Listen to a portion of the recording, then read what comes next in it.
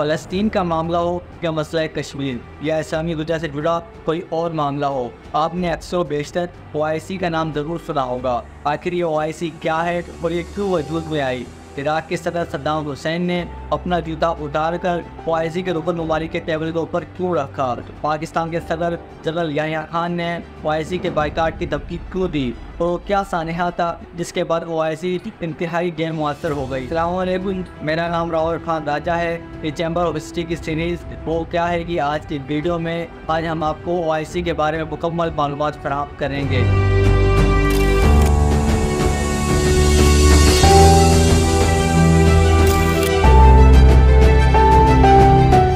21 اگست 1969 کی بات ہے کہ ایک شخص نے مسجد اقصیٰ کے اندر کشنے کے لیے رکھے گئے 8 سالہ پرانے ممبر کو نظر آتش کر دیا، جس سے مسجد کی عمارت کو بھی شدید نقصان پہنچا۔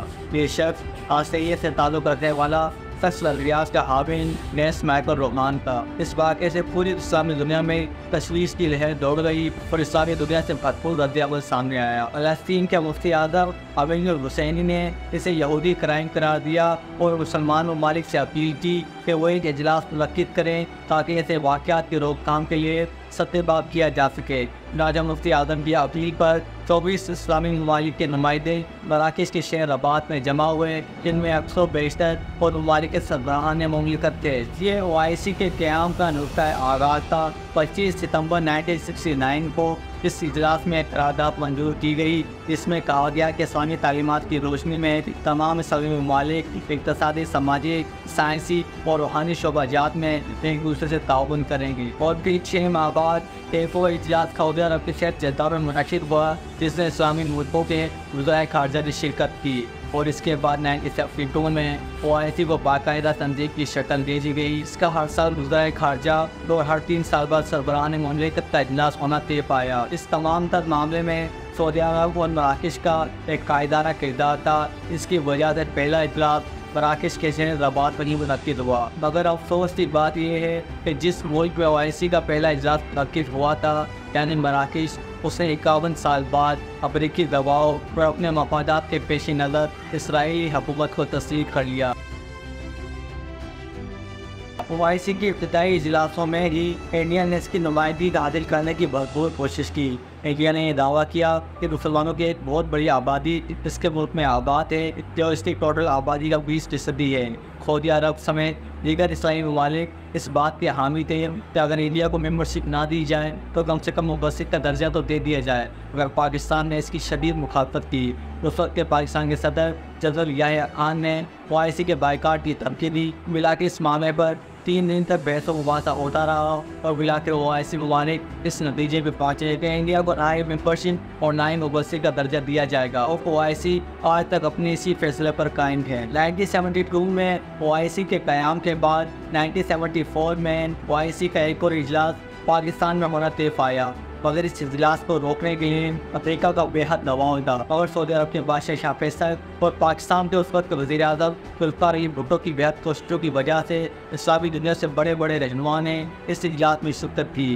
کہا جاتا ہے 1974 سے لے کر آج 2023 تک کسی بھی OIC کے اجلاس میں اتنی بڑی تعداد میں اسلامی ملکوں کے رہنماؤں نے شرکت نہیں کی۔ اس اجلاس میں انور السادات، حافظ الاسد، معمر قذافی اور یاسر عرفات جیسے اسلامی دنیا کے بڑے رہنما شامل تھے۔ اسی اجلاس میں پاکستان نے اپنے سے علیحدہ ہوئے ملک بنگلہ دیش کو باقاعدہ طور پر تسلیم کیا، اور بنگلہ دیش کے اس وقت وزیر اعظم شیخ مجیب الرحمان نے اس اجلاس میں شرکت کی۔ OIC کی کامیابیوں کا سفر اسی طریقے سے جاری تھا، لیکن ایک سانحہ ہو گیا۔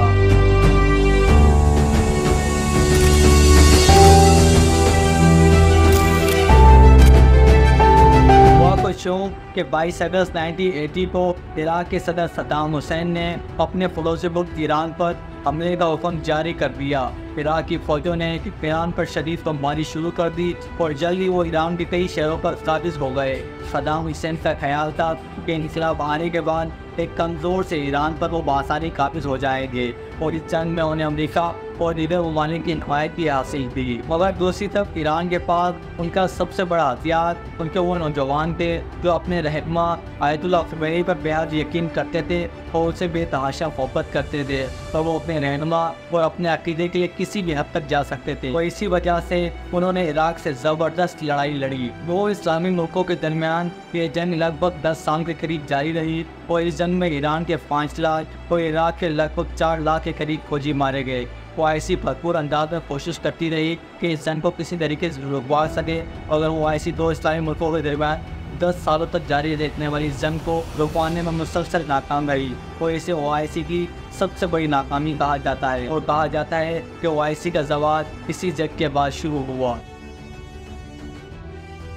یہ ایران عراق 10 سالہ جنگ کے خاتمے کے بعد کی بات ہے کہ OIC کی طرف سے قائم کمیٹی کے رکن مصر کے انور السادات اور اردن کے شاہ حسین عراق کے صدر صدام حسین سے ملنے ان کے صدارتی ملک جا پہنچے۔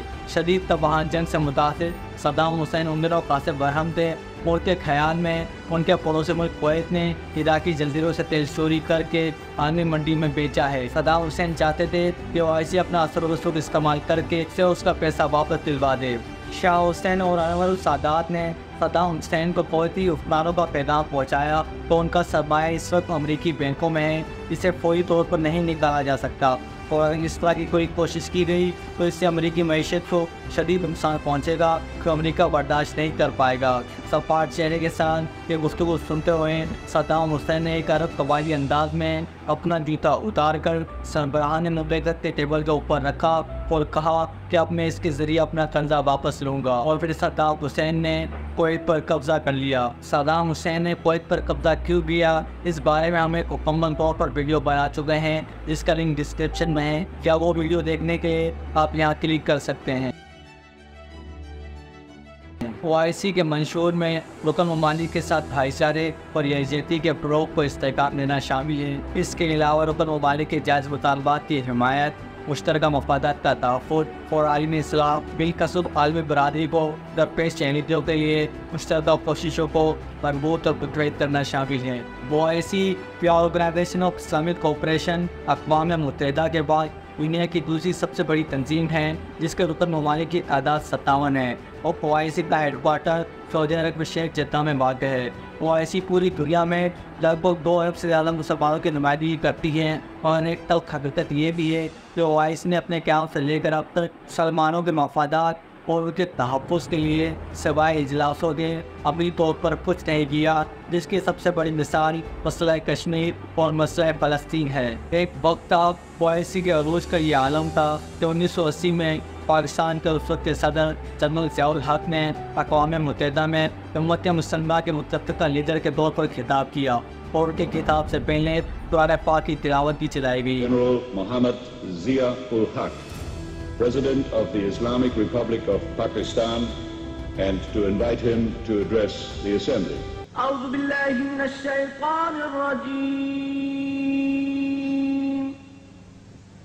بسم الله الرحمن الرحيم. اور پھر زوال کا یہ عالم تھا کہ دو اسلامی ملکوں کے درمیان ایک 10 سالہ طویل ترین جنگ کو رکوانے میں OIC ناکام ہوئی، جس میں لاکھوں لوگ مارے گئے۔ OIC کی ایک اور دردناک حقیقت یہ بھی ہے کہ OIC کے عروج سے جڑے تمام تر بڑے اسلامی لیڈر ایک طبعی موت مر گئے، مگر ان تمام لوگوں کے نام تاریخ میں اب بھی محفوظ ہیں۔ اسرائیل کے حوالے سے OIC کا موقف انتہائی سخت تھا، مگر 2020 میں حالات یکساں طور پر بدل گئے۔ امریکی صدر ڈونلڈ ٹرمپ کی کتاب پر کئی مسلم ملکوں نے اسرائیل کو تسلیم کیا اور اسرائیل سے معاہدے کیے، جن میں متحدہ عرب امارات، مراکش، بحرین اور جردن شامل ہے۔ تو آخر اسلامی ملک اسرائیل کو تسلیم کیوں کر رہے ہیں؟ اس کا بہت سادہ سا جواب ہے مفادات۔ طاقت اور مفادات کے گیم میں اخلاقیات نام کی کوئی چیز نہیں ہوتی۔ ممالک وہی سب کرتے ہیں جس سے ان کے مفادات پورے ہو رہے ہوں، پھر انسانی حقوق کی خلاف ورزیاں ہوں، عالمی قوانین کی خلاف ورزیاں ہوں، مگر یہ ممالک اپنے مفادات کو ہی ترجیح دیتے ہیں۔ اسرائیل کو تسلیم کرنے کے حوالے سے پاکستان میں بھی کئی خبریں چلتی رہی ہیں، جن میں کہا گیا ہے کہ پاکستان اسرائیل کو تسلیم کرنا چاہتا ہے، یا پاکستان پر امریکہ کا دباؤ ہے کہ وہ اسرائیل کو تسلیم کرے، مگر اب تک کی پاکستان کی سرکاری پالیسی کے مطابق پاکستان اسرائیل کو تب تک تسلیم نہیں کرے گا جب تک مسئلہ فلسطین کا رسیبانہ حل نہیں ہو جاتا۔